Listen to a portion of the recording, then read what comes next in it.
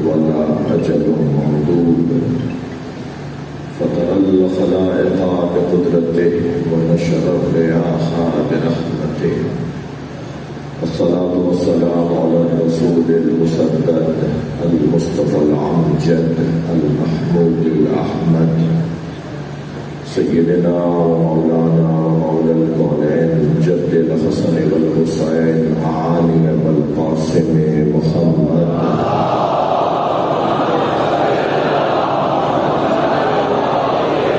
وعلى الطيبين الطاهرين المعصومين الذين قال الله إنما يريد الله ليذهب عنكم الرجس أهل البيت ويطهركم تطهيرا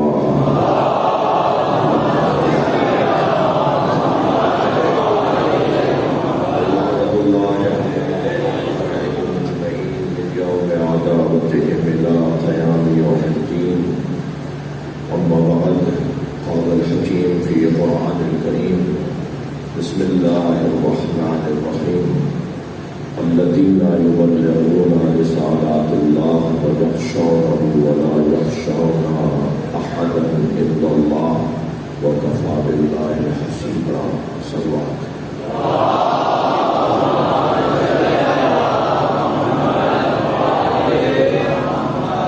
ایک اور صلوات نبی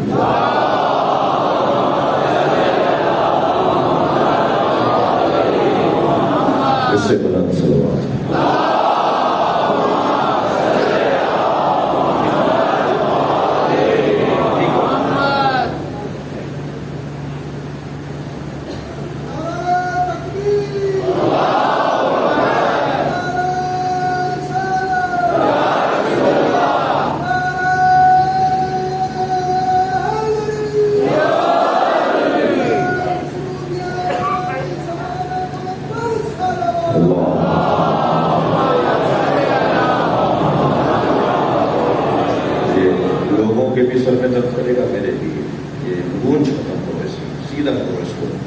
ایک صلوات اور پڑھ لیں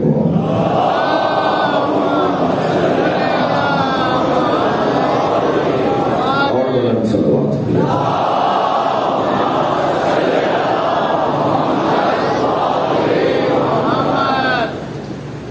یا تو آپ ایک دو نہیں لگواتے تھے اب آپ نے 25 لگوا دیے یہ جتنے بڑھے ہوئے ہیں نا اتنا یہ گونج رہا ہے ہاں اس کو کم کر دیتے ہیں یہ بہت زیادہ لگوا دیا اسپیکر پہ ہے اتنا بڑا ہوا تھوڑی ہے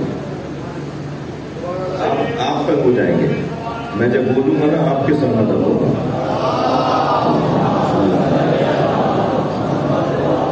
میری مصیبت یہ ہے کہ مجلس بھی پڑھوں اور ساؤنڈ بھی صحیح کرواؤں ایک اور صلوات پڑھ لیجیے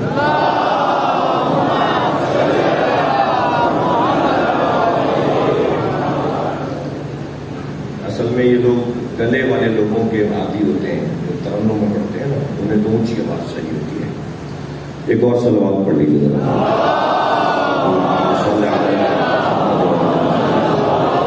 اور بلند صلوات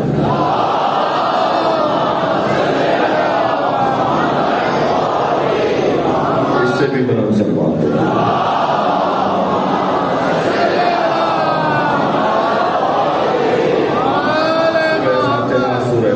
پڑھ لیجیے مرحوم مقبول سید محمد سلیم زیدی ابن سید محمد محتشم زیدی سید علی اشرف زیدی ابن سید محمد محتشم زیدی زاہدہ بیگم بنت محمد شفیع حسین شاہدہ بیگم بنت محمد شفیع حسین آپ سب کے مرحومین جن کے حق ہماری گردنوں پر رہے ہیں اور آج ہمارے درمیان نہیں ہیں ان تمام مرحومین کے مغفرت کے لیے سورہ فاتحہ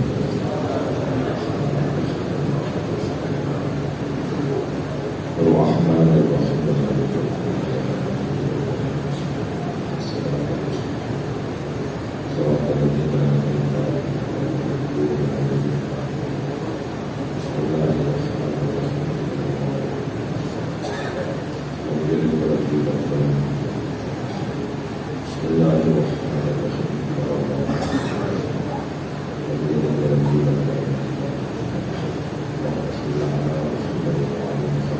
مغفرت کے لیے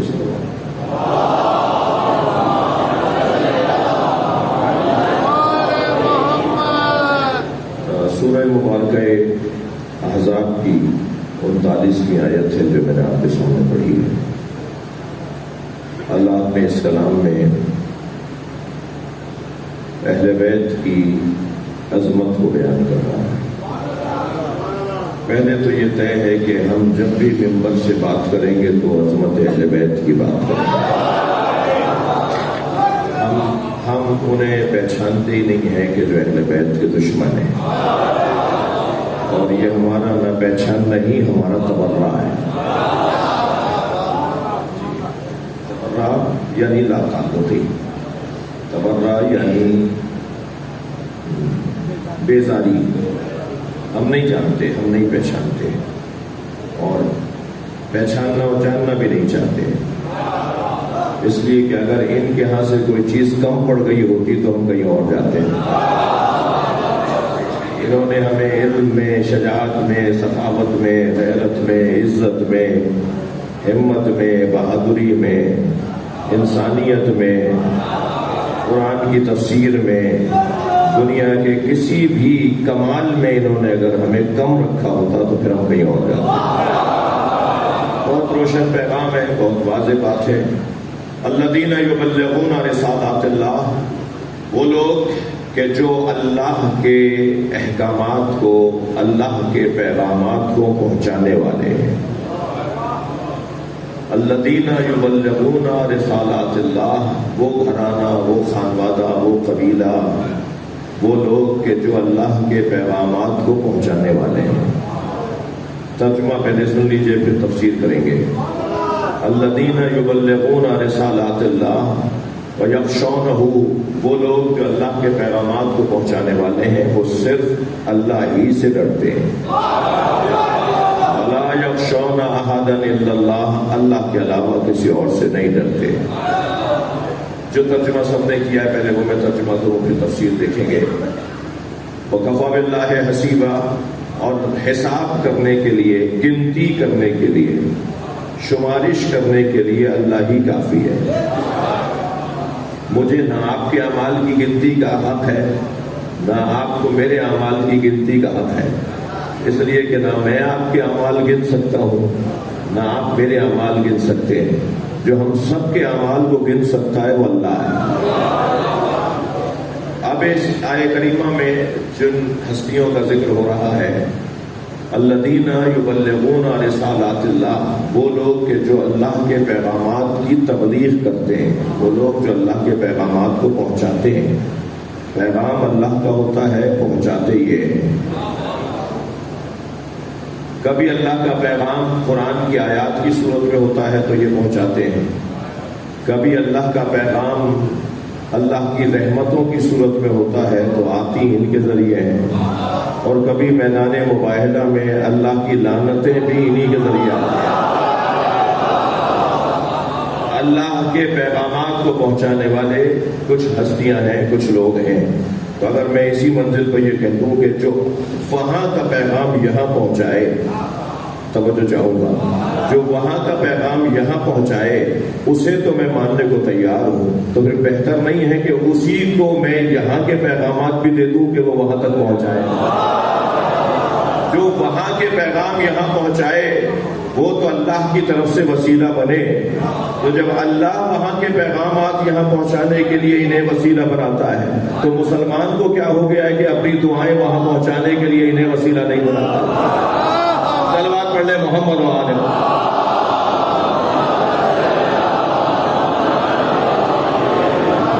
آپ کی دقت میرے ساتھ بہتر ہو گئی ہے، میں ایک منزل اور آگے آ رہا ہوں۔ یعنی علم اللہ کا، وہ اللہ کا علم ہم تک پہنچائے۔ اللہ کا پیغام کیا مطلب ہے؟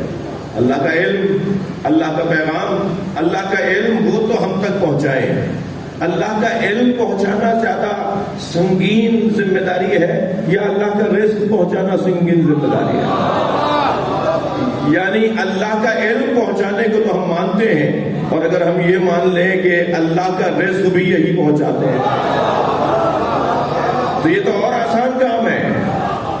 یعنی رزق، اس کا رزق ہم تک پہنچانا یہ تو اور آسان کام ہے بنسبت یہ کہ وہ اللہ کا پیغام ہم تک پہنچاتے ہیں۔ تو رزق اللہ کا ہے، آتا ان کے ذریعے، ایام آج رات لگ جائے گی تو شب شہادت لگ جائے گی. میرے معصوم مولا امام زین العابدین علیہ السلام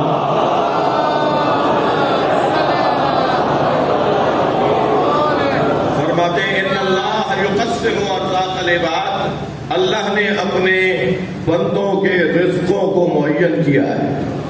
وعلی ایدینا یجریھا، اور ہم اہل بیت کے ہاتھوں تقسیم کرواتا ہے.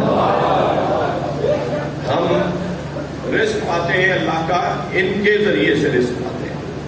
اللہ ہمیں اپنے فیوزات ان کے ذریعے سے عطا کرتا ہے. یہ گھرانہ واسطہ فیض پروردگار ہے. اللہ کے جتنے فیوزات ہیں، اس کی جتنی رحمتیں ہیں، اس کی طرف سے جتنی بھی عطائیں ہیں، جتنی بخششیں ہیں، وہ جن کے ذریعے سے ہم تک پہنچتی ہیں وہ یہ گھرانہ ہے. تو بس جو اللہ کے فیوزات کو پہنچانے کا ذریعہ ہو، اللہ کے فیوزات کو ہم تک پہنچانے کا ذریعہ ہو، تو اس کا مطلب یہ ہے کہ وہ دو طرفوں سے وابستہ ہے. وہ اللہ سے بھی وابستہ ہے، وہ ہم سے بھی وابستہ ہے. یعنی جو دو طرفوں سے جڑا ہوا ہو اسی کو تو وسیلہ کہتے ہیں. وسیلہ اور کیسے کہتے ہیں؟ وسیلہ جو دو طرفوں سے جڑا ہو. توجہ چاہوں گا، جس کا تعلق دو طرفوں سے ہو، یہاں سے بھی ہو، یہاں سے تعلق کو بشریت کہتے ہیں اور وہاں سے تعلق کو نورانیت کہتے ہیں. جب اللہ کی جانب سے دیکھا جائے گا تو یہ نور ہے، جب ہماری طرف سے دیکھیں گے تو بشر ہے. لہذا یہ صرف بشر نہیں ہے، یہ نوری بشر ہے. ہم خاکی بشر ہیں، ہماری اصالت خاک ہے اور ان کی اصالت نور ہے. کبھی سرکار نے فرمایا اول ما خلق اللہ نوری، سب سے پہلے اللہ نے مجھ محمد کے نور کو بنایا ہے. بھائی میں تو فضائل پڑھوں گا، آپ کی مرضی ہے سننا چاہتے ہیں یا نہیں. تھوڑا سا مائک کے اوپر ناراض ہونے پر آپ بھی مجھ سے ناراض ہو گئے ہیں، مجھے پتا ہے. میں آپ سے تھوڑی ناراض ہوا تھا، میں تو اس سے ناراض ہوا تھا. آپ تو گردن نہیں لائے. ایک صلوات پڑھیں ذرا محمد و آل محمد.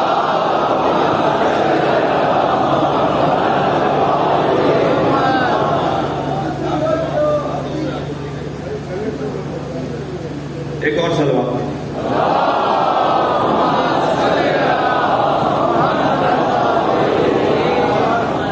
یہ بالکل بھی نہیں ہوگا میں زیادہ اچھا پڑھ سکوں گا، لیکن جب اس کو لگا دیا ہے تو پھر دیکھیں یہ کیا کرتا ہے.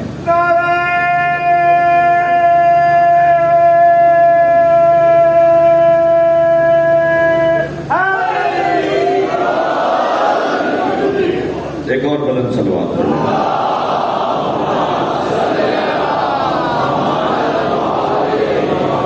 آپ اس سے بھی بلند صلوات پڑھ سکتے ہیں.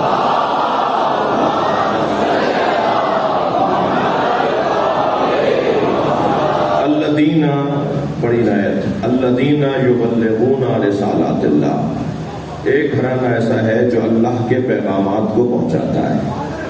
اب اللہ کے پیغامات کو پہنچانے والا گھرانہ یعنی ہم تک پیغام پہنچاتا ہے اللہ کا، اور پھر وہی گھرانہ حقدار ہے کہ ہمارا پیغام پہنچائے اللہ تک. ہمارا پیغام جب اللہ تک پہنچائے گا تو ہمارا پیغام تو عاجزی ہے، دعا ہے، خاکساری ہے، حاجتیں ہیں، نیاز مندیاں ہیں، فقر ہے، ناداری ہے. ہم تو مانگنے والے ہیں، دینے والا وہ ہے، وہ غنی مطلق ہے، ہم فقیر محض ہیں. ہمارے پاس سوائے فقر کے کچھ اور ہے ہی نہیں. فقر عربی زبان کا لفظ، ریڑھ کی ہڈی کو بھی فقر کہتے ہیں، اس کے ایک ایک بند کو فقر کہتے ہیں، اور ان کو کہتے ہیں فقرات. یعنی یہ جو جتنی بھی ہڈیاں جڑی ہوئی ہیں ایک دوسرے کے ساتھ، ان سب کو کہتے ہیں فقرات. فقرات الظہر، کمر کے بند، کمر کے بندوں کو کہتے ہیں فقرات الظہر. ظہر کہتے ہیں پشت کو، کمر کو فقرات الظہر، کمر کے بند. تو ہم تو مجموعہ فقر ہیں، ہم تو ہیں ہی فقر کا مجموعہ. ہمارے پاس سوائے فقر کے کچھ اور نہیں ہے، سوائے ناداری کے کچھ اور نہیں ہے. میں ایک جملہ پہلے یہاں کہہ چکا ہوں، اسے ذرا لہجہ بدل کے کہہ رہا ہوں کہ ہمارا فقر اس کا یہ مطلب ہے کہ ہم اپنے آپ کو سمجھائیں کہ ہم نہیں ہیں، ہم ہیں ہی نہیں۔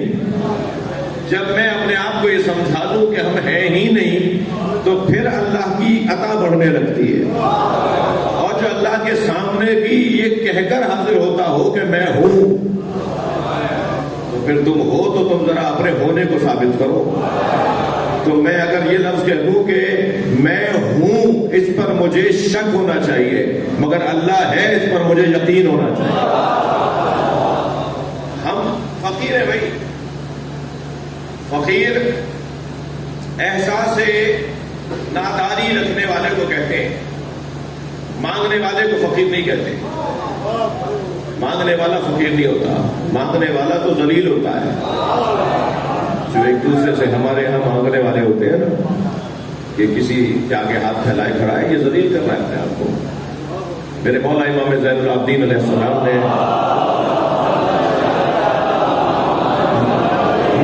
مینا کی سرزمین پر حج کے دوران دیکھا کہ ایک فقیر لوگوں سے بھیک مانگ رہا ہے، تو حضرت اس کے قریب گئے اور حضرت نے فرمایا تو ان سے مانگ رہا ہے جو خود مانگنے آئے ہوئے ہیں۔ یہ سب کسی سے مانگنے آئے ہیں، تو بہتر نہیں ہے کہ تو بھی اسی سے مانگ لے جس سے یہ مانگنے آئے۔ تو ہم سب فقیر ہیں۔ میں بچوں جوانوں آپ سے زیادہ بات کر رہا ہوں، بزرگوں سے مجھے دعا چاہیے۔ یہ غرور، یہ تکبر،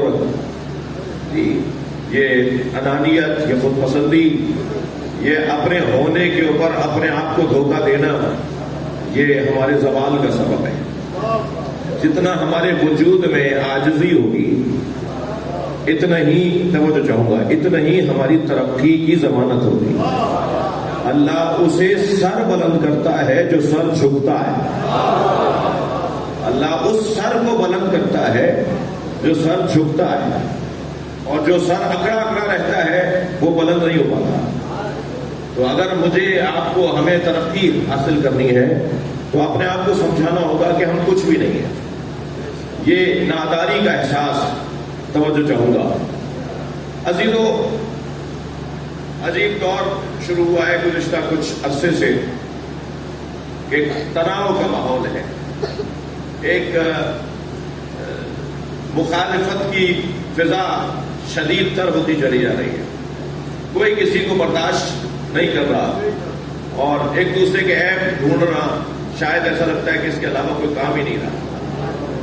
کمزوریاں ایک دوسرے کی ڈھونڈنا، اور پھر ان کمزوریوں کو مشہور کرنا، پھیلانا، انہیں عام کرنا۔ اور آج تو عام کرنے کے لیے زیادہ دیر لگتی نہیں ہے، وہ موبائل میں سوشل میڈیا پر، یوٹیوب پر، اور معلوماتی فیس بک پر اور واٹس ایپ کے اوپر ایک بٹن ہی دبانا ہے، اور یہاں بٹن دبا وہاں وہ بندہ رسوا ہو گیا۔ پہلے کہا جاتا تھا کہ رابطہ کرنا مشکل ہے، اب رابطہ توڑنا مشکل ہے۔ یعنی میں اگر اپنا فون بند بھی کر دوں تو 25 لوگ میرے ساتھ ہوتے ہیں، کوئی نہ کوئی اپنا فون لا کے دے گا کہ فلاں صاحب بات کرنا چاہ رہے ہیں۔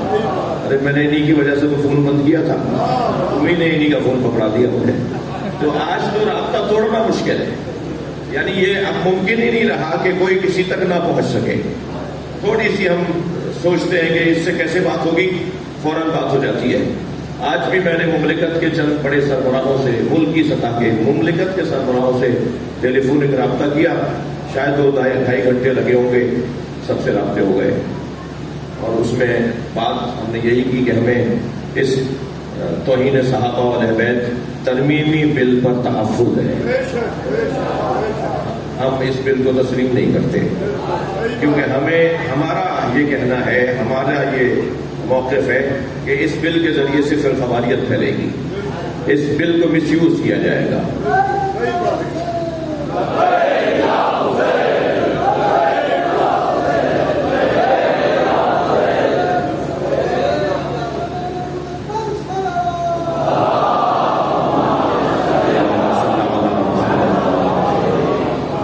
تو میں صرف مثال اور ضمن آپ کو بتا بھی دیا کہ غافل نہیں ہے، ہمارا جتنا کام کام ہے شاید ہم اس سے کم نہیں کر رہے ہیں. جتنا ہمارا کام بنتا ہے ملت کے حوالے سے، قوم کے حوالے سے، وہ شاید ہم اس سے کم نہیں کر رہے ہیں. کوئی قصداً کوتاہی نہیں ہو رہی، اور انشاءاللہ بات معقول اور منطقی تسلیم کی جائے گی، اور فیصلہ وہی ہوگا کہ جو فیصلہ مملکت کی اور اس خطے کے مفاد میں ہے. اور اس خطے کے مفاد میں ہرگز فرقہ واریت نہیں ہے. یہ طے ہے کہ اس خطے کے مفاد میں ہرگز تناؤ نہیں ہے.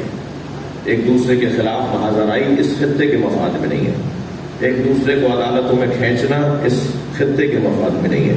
تو جب اس خطے کے مفاد میں یہ نہیں ہے تو امید ہے کہ مقتدرہ جو منصب پر فائز شخصیات ہیں وہ اپنی ذمہ داریوں کو خوب ادا کریں گے، اور اس مملکت میں مزید کسی اور الجھن کی ضرورت نہیں ہے، نہیں ڈالنی چاہیے کوئی اور الجھن. تو آج تو رابطہ کرنا جو ہے وہ مشکل نہیں ہے، بلکہ رابطہ توڑنا مشکل ہو گیا ہے کہ کیسے رابطہ منقطع کیا جائے، یہ مشکل ہو گیا ہے. رابطہ کرنا بہت آسان ہے. تو بہتر نہیں ہے کہ مجھے آپ سے، آپ کو مجھ سے، یا فلاں عالم کو فلاں عالم سے، اور فلاں ذاکر کو فلاں ذاکر سے، اور فلاں نوحہ خان کو فلاں عالم سے، اور فلاں عالم کو فلاں نوحہ خان سے اگر کوئی اختلاف ہے، یا مجھے کسی سنی سے یا کسی سنی کو کسی شیعہ سے کوئی ایشو ہے، کوئی مسئلہ ہے، تو ہم اس سے بات کر لیں، اس سے رابطہ کر لیں. اور ہاں اس سے ایک دفعہ بات کر لی اور دل مطمئن ہے کہ ہم نے بات مکمل کی ہے اور سجا کر کی ہے اور اہتمام سے کی ہے، اس کے باوجود بھی وہ نہیں مان رہے، تو ابھی میں کب میعاد ہوں، میں کب کسوٹی ہوں، میں کب پیمانہ ہوں کہ اب میری بات اگر نہیں مانی گئی تو میں مخالفت کروں اس لیے کہ میری بات نہیں مانی گئی. بھائی یہ کسوٹی تو محمد ہے یا علی، یہ پیمانہ تو اہل بیت ہے، یعنی جنہیں اللہ نے موازین اعمال قرار دیا ہے. توجہ چاہوں گا، اللہ نے جنہیں اعمال تولنے کا ذریعہ قرار دیا ہے وہ تو اہل بیت ہے. ہم تھوڑی ہے کہ میرے سوچ کے مطابق ہے، میرے خیال کے مطابق اگر یہ نہیں آتا. ممکن ہے جو میرے پاس خیال ہو وہ بھی صحیح ہو، اور جو اس کے پاس خیال ہو وہ بھی صحیح ہو. ضروری نہیں ہے کہ جو میرے پاس ہی خیال ہے وہی صحیح ہے. مجتہدین کے فتووں میں اختلاف ہے تو وہ تو سارے فتوے صحیح ہیں. توجہ چاہوں گا آپ سے، مجتہدین کے ایک مسئلے میں 4 طرح کے فتوے ہیں. تو کوئی مجتہد کسی اور مجتہد کے لیے کہتا ہے کہ اس کا فتویٰ غلط ہے، وہ کہتا ہے میرا فتویٰ صحیح ہے، اس کا فتویٰ بھی صحیح ہے، اس کے پاس بھی قرآن و حدیث ہے، اس کے پاس بھی دلیل ہے. اور ہم مقلدوں کو تو حق ہی نہیں پہنچتا، اس کے لیے وہ صحیح ہے، اس کے لیے وہ صحیح ہے. ابھی آپ ایک کتاب 25 لوگوں کو پکڑا دیجئے، ایک ہی کتاب، ایک ہی کتاب، ایک ہی کتاب، ایک ہی ایڈیشن، 25 لوگوں کو پکڑا کر 10 منٹ بعد کہیے کہ جی آپ بتائیے آپ نے کیا سمجھا، پھر آپ بتائیے آپ نے کیا سمجھا، پھر آپ بتائیے آپ نے کیا سمجھا. 25 لوگ 25 باتیں کریں گے، کتاب تو ایک ہی ہے، اور وہ 25 صحیح باتیں کریں گے. کوئی بات کسی اور بات کے خلاف نہیں ہوگی. وہ 25 کی 25 صحیح باتیں ہوں گی. جو سلوات پڑھ لیں ذرا محمد و آل.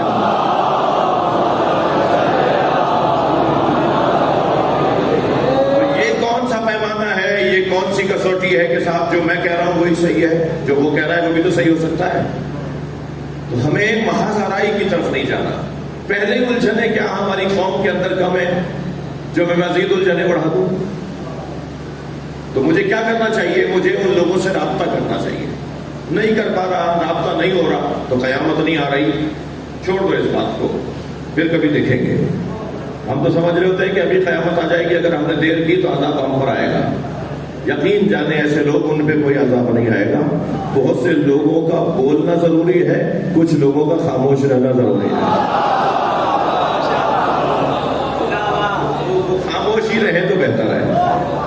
تو یہ جو ہمارے ہاں علمی اختلافات ہیں، اور علمی اختلافات یا سلیقوں کے اختلافات، فلاں ایسا کر رہا ہے فلاں ویسا کر رہا ہے، یہ سلیقوں کے اختلاف ہے. ممکن ہے اچھے نہ بھی ہوں، آپ صحیح ہوں اپنی جگہ، مگر تولنا ہوگا ہمیں کہ میں اصلاح کے نام پر کہیں فساد تو نہیں کرنا.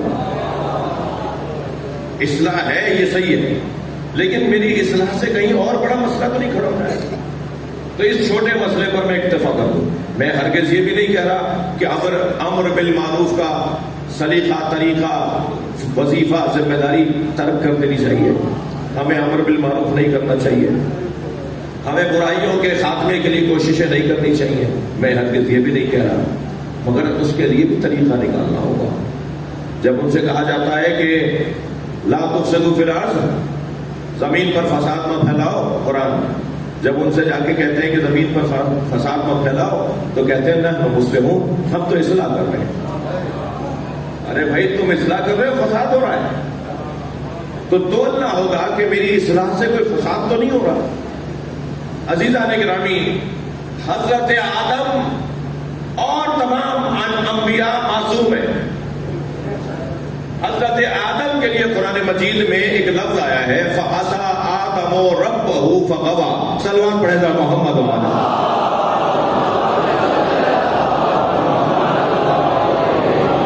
حضرت آدم معصوم ہیں علیہ السلام، کیونکہ نبی ہے. ایک صاحب ایک جگہ اپنے ساتھ اپنے دوست کو لے گئے جن سے لوگ آشنا نہیں تھے. تو وہاں بیٹھے ہوئے ایک شخص نے پوچھا یہ کون ہے؟ کہا صاحب یہ فلاں صاحب ہیں جو PhD ڈاکٹر ہیں. انہوں نے کہا کچھ اور تعارف بھی کروائیے کا. کہنے لگے ہاں یہ میٹرک پاس بھی ہیں. تو وہ کیا بولے گا؟ وہ کہے گا جب آپ نے PhD ڈاکٹر کہہ دیا تو میٹرک پاس ہونا تو خود ہی شامل ہو گیا. جب آپ نے کہہ دیا یہ نبی ہے تو معصوم ہونا تو خود شامل ہے. اب بتانا پڑے گا کہ نبی معصوم ہوتا ہے. صلوات پڑھ لیں محمد وعلیہ.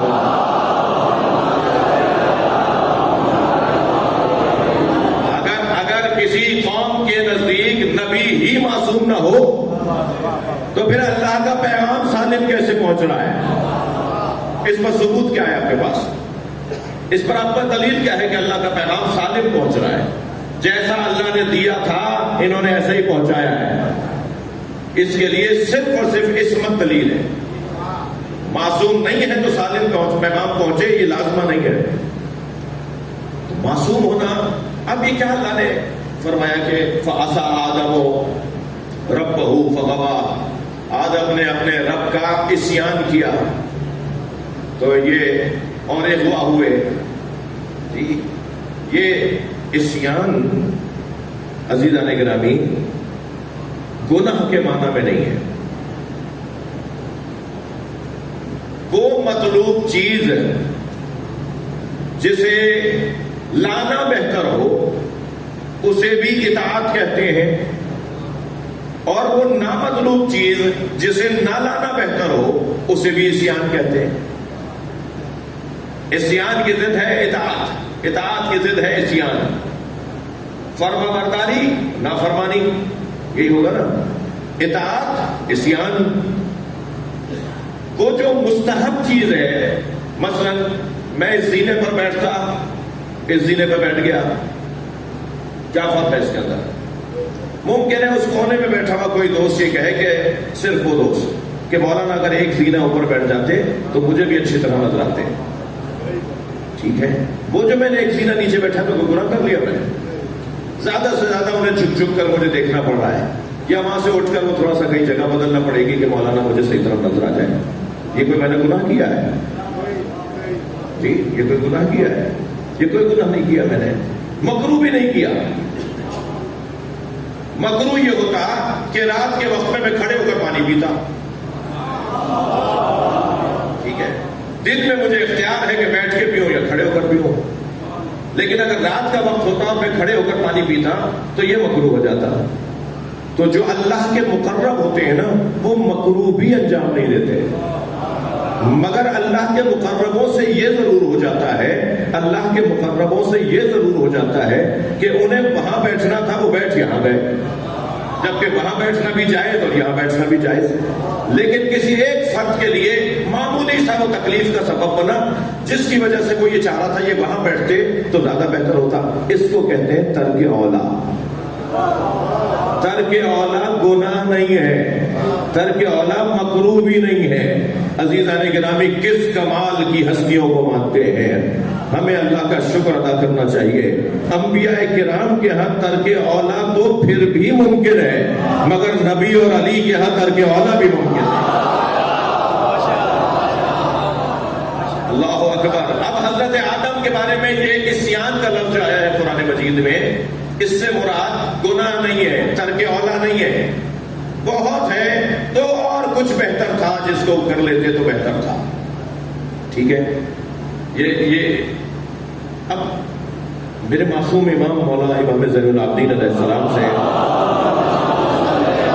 کسی نے اس آیت کی تفسیر کے بارے میں دریافت کیا، مولا اس آیت کی تفسیر فرمائیں۔ تو امام نے فرمایا اول ما عصا بہ اللہ الکبر، سب سے پہلے اللہ کا گناہ جو انجام پایا ہے وہ تکبر کے ذریعے سے پایا ہے۔ وہو ابلیس، اور وہ شیطان نے گناہ انجام دیا، اور گناہ کیا انجام دیا کہ اس نے تکبر کیا۔ خلقتنی من نار وخلقتہ من طین، یا اللہ تو نے اسے مٹی سے بنایا، مجھے آگ سے بنایا، اور میں کیونکہ آگ سے بنا ہوں اس لیے افضل ہوں، اور جب افضل ہوں تو پھر وہ مفضول ہے، میں اس سے افضل ہوں، اسے تکبر کہا۔ اور سب سے پہلا گناہ ابا واستکبر وکان من الکافرین، سب سے پہلے اس نے سجدے سے انکار کیا، تکبر کیا اور کافروں میں سے ہو گیا۔ یعنی یہ میں لفظ بول دوں کہ تکبر سبب بن جاتا ہے کافر بنانے کے لیے، یعنی لوگ کافر بھی ہو سکتے ہیں تکبر کی وجہ سے۔ تو تکبر سب سے پہلا گناہ ہے جو ابلیس نے انجام دیا۔ ثم الحرص، معصوم فرماتے ہیں، مولا سجاد کے ایام ہے اس لیے مولا کی حدیث میں نے آپ کے لیے انتخاب کی، فرماتے ہیں ثم الحرص، اس کے بعد دوسرا جو گناہ انجام پایا وہ حرص کا گناہ انجام پایا، یعنی تکبر سبب بنا گناہ کا، اور اس کے بعد حرص سبب بنا گناہ کا۔ حرص کیا ہے؟ میں ایسا ہوں تو یہ ایسے ہیں تو میں ایسا کیوں نہیں ہوں؟ اچھا، اگر یہاں تک بھی بات رہ جائے نا کہ یہ ایسے ہیں تو میں ایسا کیوں نہیں ہوں، تو بھی بات قابل قبول ہوتی۔ حرص کا یہ مطلب نہیں ہے، حرص کا مطلب یہ ہے کہ اس کے پاس یہ کمال ہے تو میرے پاس نہ ہونے کی وجہ سے اس کے پاس بھی نہیں ہونا چاہیے، یعنی سلب کمال کو آرزو کرنا یہ حرص ہے۔ رشک اور ہے، غبطہ اور ہے، آرزو اور ہے کہ کاش یہ مجھے بھی کمال مل جائے، لیکن یہ سوچنا کہ میرے پاس نہیں ہے تو اس کے پاس کیوں ہے، اس وجہ سے جو عمل انجام دیا جاتا ہے اسے حرص کہا جاتا ہے۔ توجہ چاہوں گا، دوسرا گناہ معصوم فرمانے حرص کی وجہ سے ہوا۔ عزیزو، اللہ اسے امام نہیں بناتا جس کے ہاں ظلم ہو، اور ظلم کے اسباب میں ایک سبب حرص ہے۔ توجہ چاہوں گا، اللہ اسے امام نہیں بناتا، لا ینال عہد الظالمین، قاعدہ یہ ہے کہ عہدہ امامت ظالموں تک نہیں پہنچتا، جو ظالم ہو وہ امام نہیں بنتا، اور جو ظلم کرتا ہے اس کے پاس جو اوزار ہیں ظلم کرنے کے، ان میں سے ایک ذریعہ ظلم کرنے کا حرص ہے۔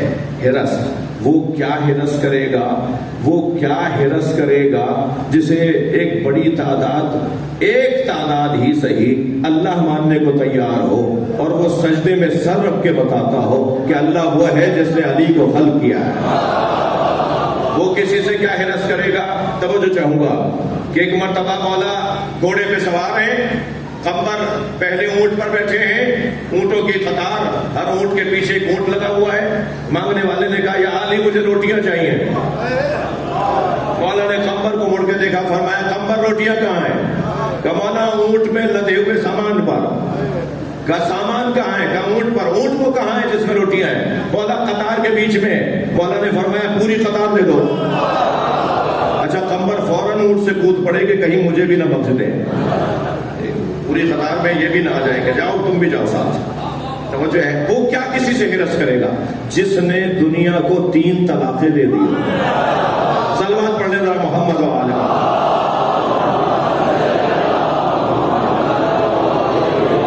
طلقتک طلاقا ثلاثا لا رجعۃ فیہا میاں میں نے تجھے 3 طلاقیں دے دی ہیں، اور جب 3 طلاقیں دے دی جاتی ہیں تو پھر رجوع کا حق نہیں ہوتا. اب تو میری طرف رجوع نہیں کر سکتی، میرا اب تیرے ساتھ تعلق بائن کا تعلق ہے، یعنی اب دوستی نہیں ہو سکتی ہماری. آپ کی بہرحال توجہات تو ہیں. تو میں یہ جو مولانا 3 طلاقیں دنیا کو دیے ہیں، تو طلاق تو اسے دی جاتی ہے جس سے پہلے شادی ہو.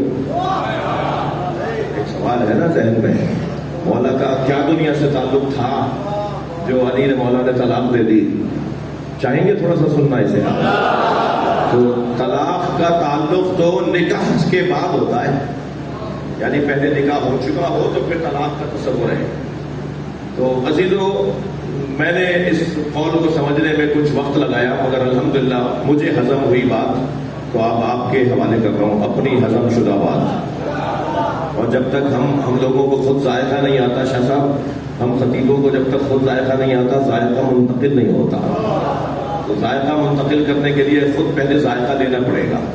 یہ جو مولا نے 3 طلاقیں دی ہیں نا دنیا کو، تو طلاق کا تعلق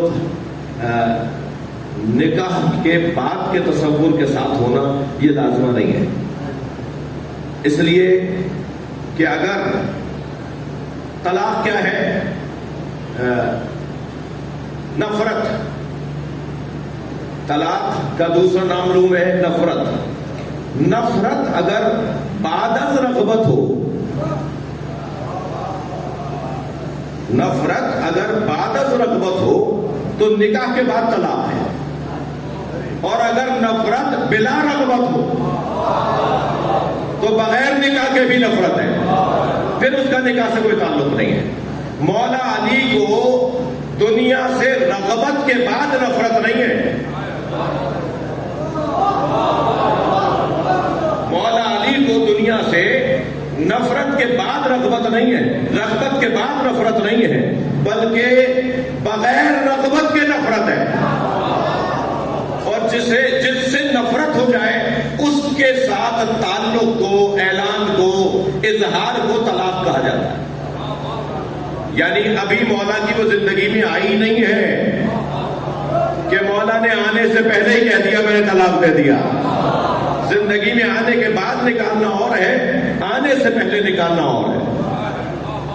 ایک دعا ہے جو عیدین کی نماز میں، دعائے قنوت میں پوری قوم پڑھتی ہے. ان تدخلنی فی کل خیر ادخلت فیہ محمد وآل محمد، وان تخرجنی من کل سوء اخرجت منہ محمد وآل محمد.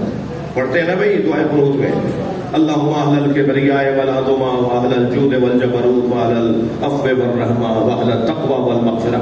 اسی دعا کے بیچ میں جا کر ایک لفظ استعمال ہوتا ہے دعا کے اندر، جس میں ہم کہتے ہیں اللہ سے کہ ان تدخلنی فی کل خیر ادخلت فیہ محمد وآل محمد. یا اللہ ہمیں ہر اس خیر میں داخل کر دے جس میں تو نے اہل بیت کو داخل کیا. وَأَن تُخْرَجَنِي مِن كُلِّ سُوءٍ أَخْرَجْتَ مِنْهُ مُحَمَّدًا وَعَلَى مُحَمَّدٍ. اور ہمیں ہر اس برائی سے باہر نکال دے جس برائی سے تو نے اہل بیت کو باہر نکالا. تو ہمارے ہاں کچھ دوستوں نے اس دعا پر تنقید شروع کر دی، اس کی مخالفت شروع کر دی. باقاعدہ میسج چلتے ہیں، چلے اب تو تھوڑا سا ویسی کیفیت نہیں رہی، لیکن کبھی کبھی وہ میسج چلتے ہیں کہ بھائی یہ کیا بات ہوئی، یہ دعا ہی غلط ہے، دعا نہیں پڑھنی چاہیے. یہ بھائی پہلے تو میں ان سے ایک جملہ کہوں گا، یہ اہل بیت کی توہین ہے، یہ دعا نہیں پڑھنی چاہیے. میں پہلے ان سے ایک جملہ کہوں گا کہ یہ ہماری اردو اور سندھی کی دعا نہیں ہے، یہ عربی کی دعا ہے. تو پہلے عربی گرامر پڑھ لو تو تمہیں سمجھ میں آ جائے گا کہ مطلب کیا ہے. ہم ترجمے پر اعتراض تو کر سکتے ہیں، ترجمہ تھوڑی ہے امام کا قول. آئمہ نے جو دعا ہمیں بتائی ہے وہ ترجمہ نہیں ہے، وہ تو ہمارا ترجمہ ہے. آئمہ نے جو دعا بتائی ہے وہ عربی میں. عربی میں تو 1 سے لے کے 10 تک مجھے گنتی نہیں آتی. تبصرہ میں دعاؤں پہ کر رہا ہوں، تبصرہ میں حدیثوں پہ کر رہا ہوں، تبصرہ میں فتووں پر کر رہا ہوں. توجہ چاہوں گا، یہ دعا عربی کی دعا ہے. عربی زبان میں مستثنا کے لیے، یہ مستثنا کی بحث ہے، مستثنا کے لیے دو قسمیں بیان ہوئی ہیں. سن لیجئے اب مدرسے کی گفتگو. آپ مستثنا متصل، مستثنا منقطع. مستثنا متصل اسے کہتے ہیں، یعنی خارج کرنا، علیحدہ کرنا. مستثنا بھائی وہ کام اس کام سے مستثنا ہے، وہ گفتگو اس سے مستثنا ہے، یعنی علیحدہ ہے. مستثنا یعنی علیحدہ. یہ جو مستثنا کی گفتگو ہے، توجہ میری طرف رہے، یہ جو مستثنا کی گفتگو ہے، مستثنا کی دو قسمیں ہیں. سو تو نہیں رہے؟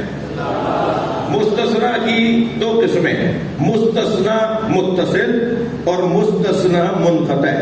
متصل اسے کہتے ہیں جو پہلے شامل ہو پھر اسے باہر نکالا جائے، اور منقطع اسے کہتے ہیں جو پہلے شامل ہی نہیں تھا اور اسے باہر رکھا جائے. اب جب اہل بیت کے بارے میں بات ہو رہی ہے کہ یا اللہ ہمیں ہر اس خیر میں داخل فرما جس میں تو نے اہل بیت کو داخل کیا، تو ہمیں تو بعد میں داخل کر رہا ہے، وہ تو پہلے سے ہے. اور ہمیں ہر اس برائی سے باہر نکال جس سے تو نے اہل بیت کو باہر رکھا. تو ترجمہ یہ ہوگا ہمیں نکال جیسے انہیں رکھا، جیسے انہیں باہر رکھا. تو وہ متصل نہیں ہے، منقطع ہے. ہم متصل ہیں. اب یہ کتنی سنگین بحث ہے عربی گرامر کی، اور یہ بھائی جس کو الف بے پہ الف میں عربی میں نہیں آتا وہ ائمہ کی دعاؤں پہ تبصرے کر رہا ہے اور میسج چلا رہا ہے کہ دعائیں نہ پڑھو، اس میں اہل بیت کی توہین ہو رہی ہے. پہلے اپنا علم پڑھا لو تاکہ اہل بیت سمجھ میں آنے لگے. صلوات پڑھ لیں محمد و آل محمد.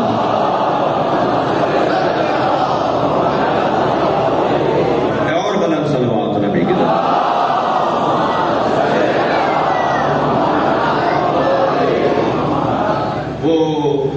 جس نے دنیا کو 3 طلاقیں دے دی ہوں اور کہا ہو کہ اب تجھے حق کے رجوع نہیں ہے، جس نے دنیا کی کسی لذت کو لذت نہ جانا ہو بلکہ اللہ کے ذکر کو لذت جانا ہو، جس کے ذکر کی کیفیت یہ ہو کہ مجھے اور آپ کو تو پھانس لگ جائے تو نماز پوری نہیں ہوتی ہم سے. کوئی مقایسہ نہیں ہے، کوئی لا یقاس بعلی محمد احد من هذه الامه. امت کے کسی فرد کو بھی اہل بیت کے ساتھ مقایسہ مت کرنا.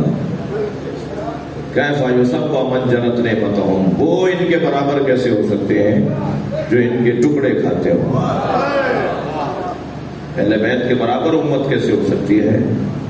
اہل بیت کا دیا ہوا، اہل بیت سے عطا شدہ رزق جو کھاتے ہوں وہ اہل بیت کے برابر نہیں ہو سکتے.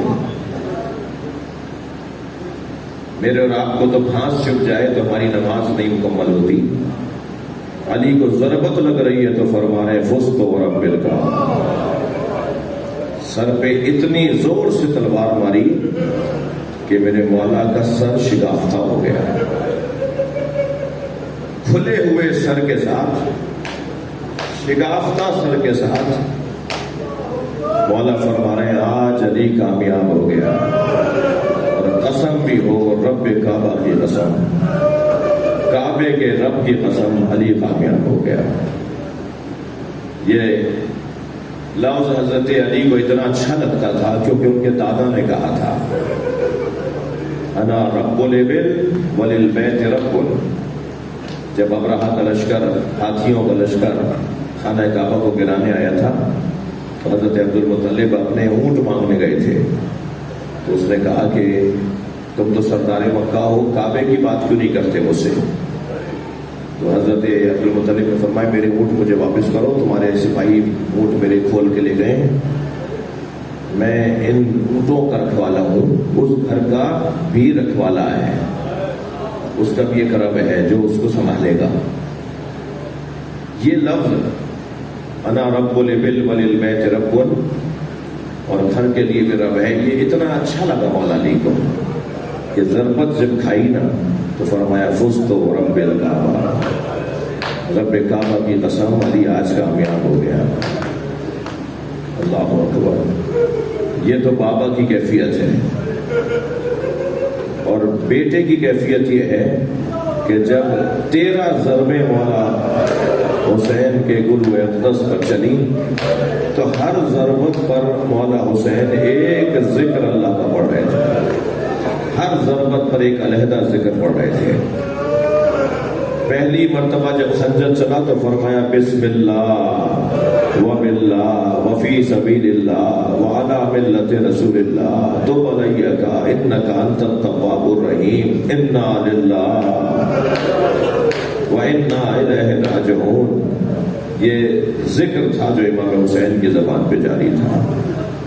عزیزانو، یہ ہے بیٹے کی کیفیت، اور پوتے کی کیفیت بتاؤں۔ شام غریبہ سے صبح 11 محرم تک امام سجاد نے ایک سجدے میں رات کاٹی ہے، سجدے سے سر نہیں اٹھایا، اور ساری رات اس سجدے میں اللہ کا ذکر کرتے رہے، شکرن شکرا حقن حقا۔ یہ جملے تھے امام سبوح قدوس ربنا و رب الملائکۃ والروح، امام زین العابدین کے زبان مبارک پر یہ جملے جاری تھے۔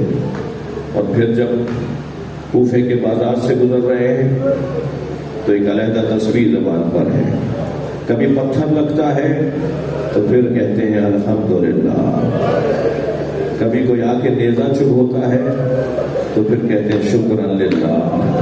کیا لوگ ہیں عزیزانو! مجھ حقیر نے مقتل کربلا اور کوفہ و شام کے بازار سے گزرتے ہوئے منظروں میں 9 جگہیں ایسی دیکھی ہیں جہاں آسمان گرتا، زمین پھٹتی۔ اس درجے کا ظلم ہو رہا تھا، اس کیفیت کا ظلم ہو رہا تھا۔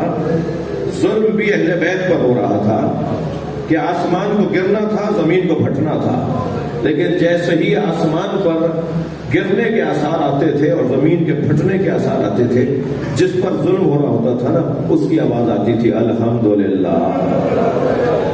اللہ عذاب کو روک دیتا تھا۔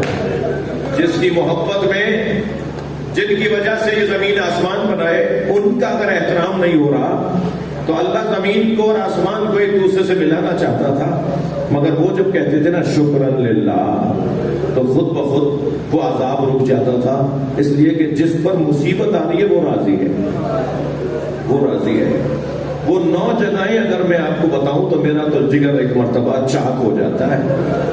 ان میں سے 6 مقام کربلا میں ہیں اور 9 منزلیں کوفہ و شام میں ہیں، خاص طور پر شام میں ہیں۔ وہ جو 6 منزلیں کربلا میں ہیں ان میں سے ایک منزل سن لیجئے، اور جو منزل شام میں ہے ان میں سے ایک منزل سن لیجئے۔ وقت بھی تنگ ہو گیا ہے اور آپ کی آنکھوں میں آنسو آ گئے، میری محنت سوارت ہو گئی۔ وہ جو کربلا میں ایک منظر نظر آیا نا کہ جس وقت حسین مولا پہ گھوڑے دوڑ رہے ہیں، اجرکم اللہ، اجرکم اللہ، اللہ آپ کو کسی غم میں نہ رلائے سوائے غم اہل بیت میں رونے رلانے والوں کا قرار دے۔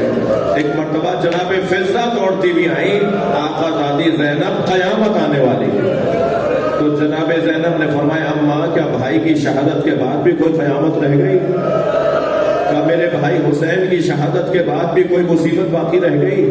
کہاں ہاں زینب گھوڑوں کی نال بندیاں کی جا رہی۔ فرمایا اماں اس کا کیا مطلب ہے؟ کا اعلان کیا گیا ہے کہ حسین کے بدن پر گھوڑے دوڑا دیا جائے۔ 10 نانجیبوں نے اپنے تازہ سم لگے ہوئے گھوڑے پیش کیے تاکہ انہیں انعام ملے کہ میرا گھوڑا بھی تھا، میرا گھوڑا بھی تھا۔ تو جب وہ 10 گھوڑے تیار ہوئے تو مشرق سے گھوڑے دوڑنا شروع ہوئے، اور وسط میدان میں پہنچنے سے پہلے گھوڑوں کو روک دیا گیا۔ تو پوچھا ماں یہ رک گئے ہیں؟ کہا ہاں رکے اس لیے ہے کہ حبیب کا لاشا اٹھا رہے ہیں۔ پھر ایک مرتبہ گھوڑے دوڑے اور پھر روک دیے گئے، تو جناب زینب کو خیال آیا کہ اب کوئی بڑھا ہوگا کہ حسین کی بے حرمتی نہ کرو۔ کہا اماں گھوڑے روک دیے گئے ہیں؟ کہا ہاں زہیر خیل کا لاشا اٹھا رہے ہیں۔ کوئی نہ کوئی یزیدی لشکر میں سپاہی مل جاتا تھا جو آگے بڑھ کر احتجاج کرتا تھا، ہم نے اس کا نمک کھایا ہے، ہم اس کے گھر ٹھہرے تھے، ہم نے اس کے گھوڑے کو استعمال کیا، ہم نے اس کی فلاں چیز کو استعمال کیا، ہمارے سامنے ہمارے محسن پہ گھوڑے نہ دوڑا۔ لیکن عزیزانو میں آپ رونے والوں سے پوچھ سکتا ہوں، جناب زینب یہ سوچتی ہوں گی نا کہ بہت سے لوگ سامنے آئیں گے جو کہیں گے ہم نے اس کے بابا کے گھر کھانا کھایا ہے، ہم نے اس کے بھائی حسن کے دسترخوان پہ کھانا کھایا ہے، ہمیں حسین نے ہمارا قرضہ اتارا تھا۔ سب سے زیادہ امام حسین کی سیرت میں لوگوں کے قرضے اتارنے کی سیرت پائی جاتی ہے۔ امام حسین لوگوں کے قرضے اتارتے تھے، ایک دو واقعہ نہیں ہے۔ امام کی سیرت میں کثرت سے جو چیز امام کی پسند کا کام تھا، غریب لوگوں کے، مسکینوں کے، جن سے قرضہ اتر نہیں رہا، امام ان کے قرضے اترواتے تھے۔ زندانوں میں جو معمولی جرمانہ ادا کرنے پر قیدی رہا ہو جائے گا، امام حسین قیدیوں کو چھڑواتے تھے۔ جو حسین قیدیوں کو چھڑواتا تھا، اس کی بہن کو اسیر بنایا ہے، اس کی بچیوں کو اسیر بنایا ہے۔ عجب نہیں جناب زینب سوچتی ہو کہ کوئی پڑھ کر کہے گا کہ حسین نے تو ہم پر یہ احسان کیا تھا، مگر جب سارے لاشیں اٹھا لیے، ایک زہرا کے لال کا لاشا، ایک نبی کے نواسے کا لاشا، ایک مولا علی کے بچے کا لاشا رہ گیا، مشرق کے گھوڑے مغرب دوڑ گئے۔